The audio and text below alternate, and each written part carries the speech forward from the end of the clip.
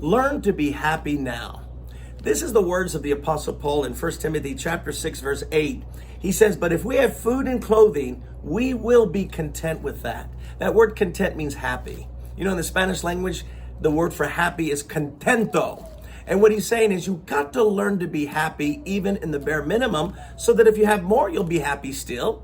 And if you have less, you'll still be happy.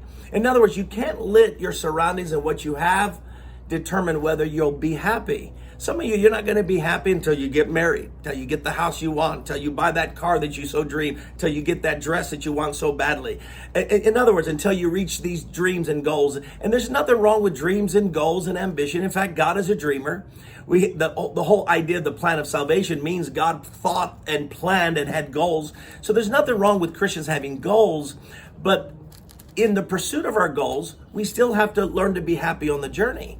This is what is meant in 3 John verse 2, where it says, may your journey be prosperous. You know, you put kids in the back seat, you're going to go to Disneyland, and the kids are miserable until they reach there. They say, are we there yet? No. Are we there yet? No. Until they get to Disneyland, they're not going to be happy. But most of the time you spend is not going to be on the rides. It's going to be on the journey there.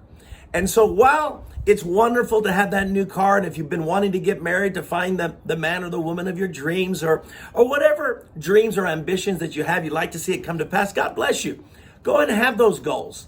But how about right now, learn to be content? Paul says those who want to become rich, this is verse 9, fall into trap and foolish and harmful desires. What does he mean by that? He's saying those who are trying to be rich, yet they're not content now, when they have more, they're still not going to be content. See, if you're not going to be content until you make a certain amount of money, when you finally reach it, you'll be happy for a while. But then guess what will happen? You'll want more. And that means you'll be unhappy with what God has given to you. And this is why it's such a trap to wait to be happy until you get what you want in life. This is not the way to pursue a life of godliness. But he does say in verse 6, with godliness we will be content, or godliness with contentment is great gain. So you have to be godly.